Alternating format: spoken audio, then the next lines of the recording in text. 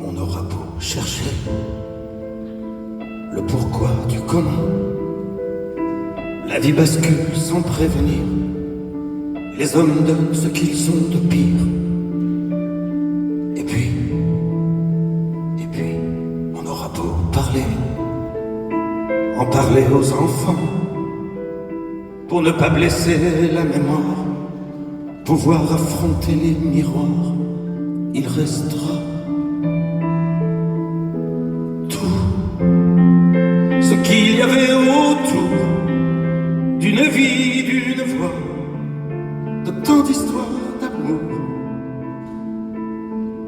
Toute la douleur de ce jour, sans sursis ni recours, ces silences tellement lourds.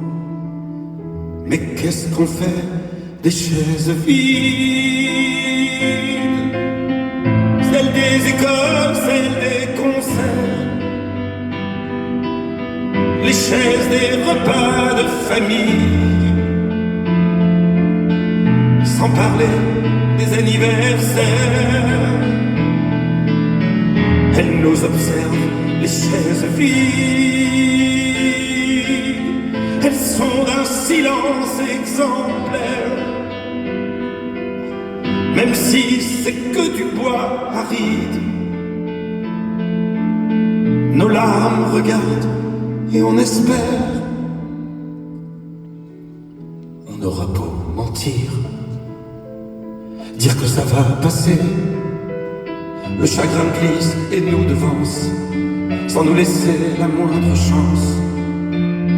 Et puis, on aura beau maudire ceux qui leur ont volé l'ivresse qui coulait de leurs hanches, la beauté de ces corps qui dansent. Il restera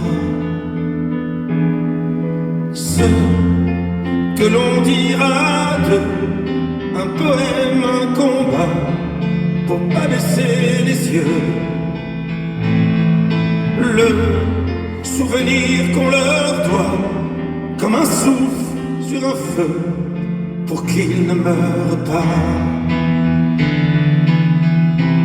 Qu'est-ce qu'on fait des chaises vides, celles des écoles, celles des concerts, les chaises des repas de famille, sans parler des anniversaires. Elles nous observent, les chaises vides. C'est le seul silence que j'accepte, même si ce n'est que du bois aride. Les larmes coulent, l'histoire se répète. Bien sûr, il y a des chaises vides de l'autre côté de la frontière, quand elles font face aux yeux humides d'un père, d'une sœur ou d'une mère. Mais qu'est-ce qu'on fait des chaises vides, celles que leur vie a désertées? Ils étaient si beaux, si candides, dans cet octobre meurtrier. Elles nous observent, les chaises vides. Leur silence est triste à pleurer, même si c'est que du bois aride. Qu'elles nous disent qu'ils vont rentrer.